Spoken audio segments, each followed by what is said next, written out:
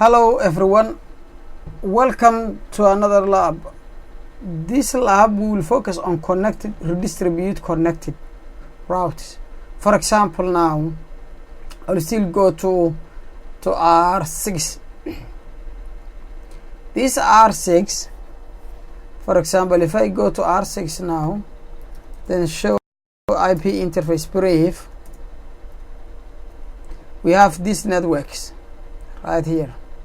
So I'm going to create another interface loopback, for example 10 IP address 60.6.6.6,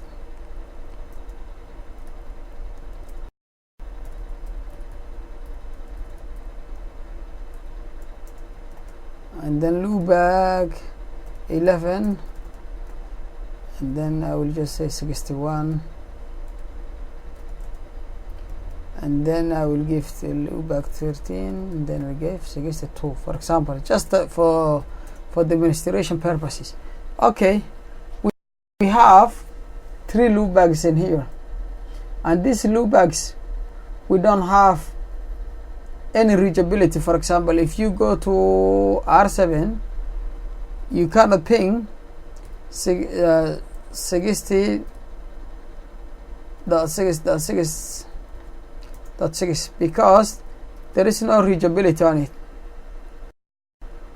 Okay, how can we and also we don't want to, because as you can see, R6 is advertising, is running Eigrp. If I go show run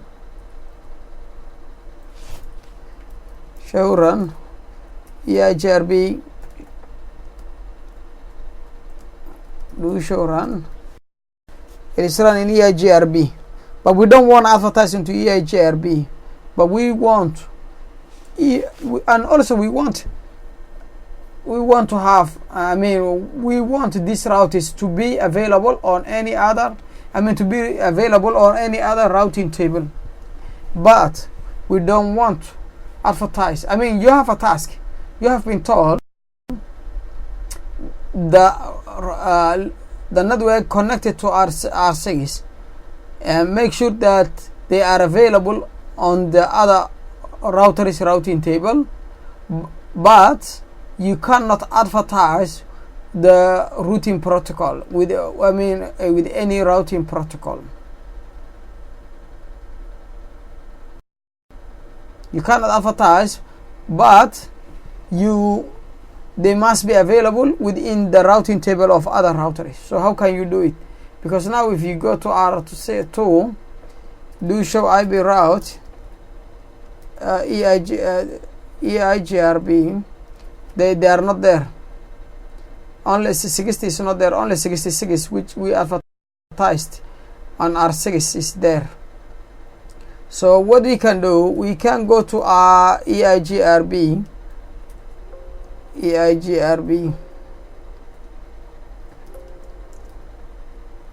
router Eigrp1, and then we can say redistribute connected only.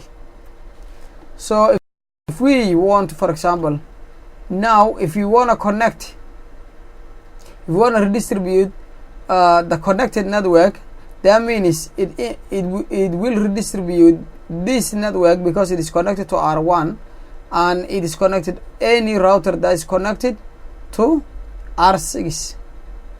This one is connected to R6. This is the main interface, but we have a bunch of loopbacks that is connected to R6. Bunch of loopbacks. You see 666. So let's take a look. Then we're gonna fix it if there is any error comes up. So I say redistribute connected only. Before I said redistribute is static on the last lab. This one is redistribute connected. Okay, let me go to R7.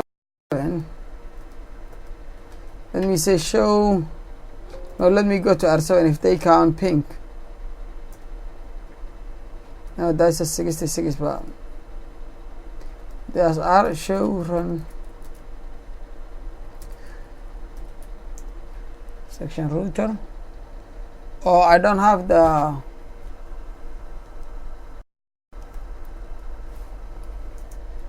They have the default route. Yeah, I still have default route. Okay. And what network this guy has it? What network did he advertise? 66. So do we have 66? Let me just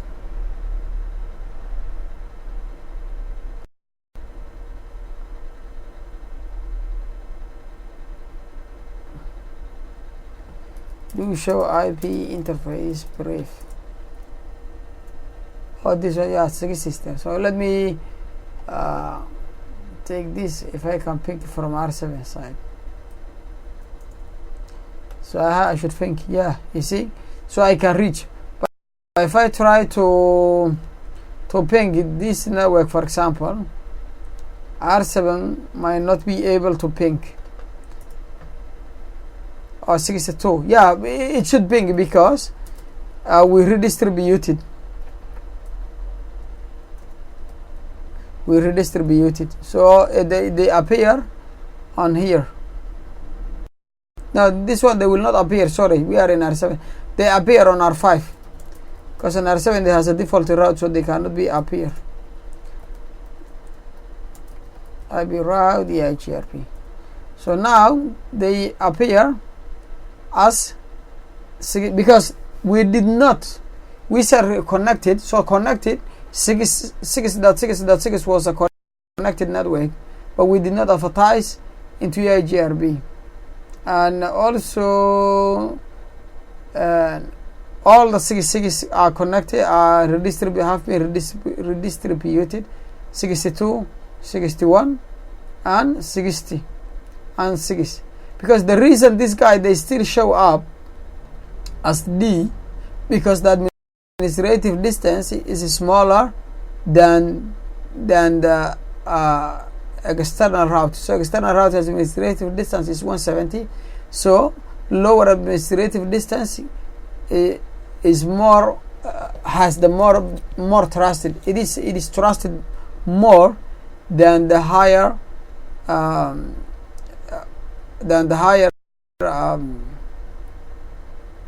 administrative distance. So Eigrp takes the lower administrative distance, which internally it is 90. External, because now these routes are external, because they are not in Eigrp, they came from another domain, and that domain was redistributed connected. That redistributed connected has the highest administrative distance, but internally it is 90. So these guys we advertised, you remember this guy we advertised where we advertised in here, so they will stay in their administrative distance, which is 90. But anything that we did not advertise here, because any 66 we advertised here, but 66 we did not advertise, and at the same time 60 and 61 and 62 we did not advertise. 60 and 61 and 62, therefore they show up as external. 62, 61, 60 and 6, they came as a redistributed routes. So that is how you can configure connected routes, and I hope it has been informative, and I see you on the next lesson.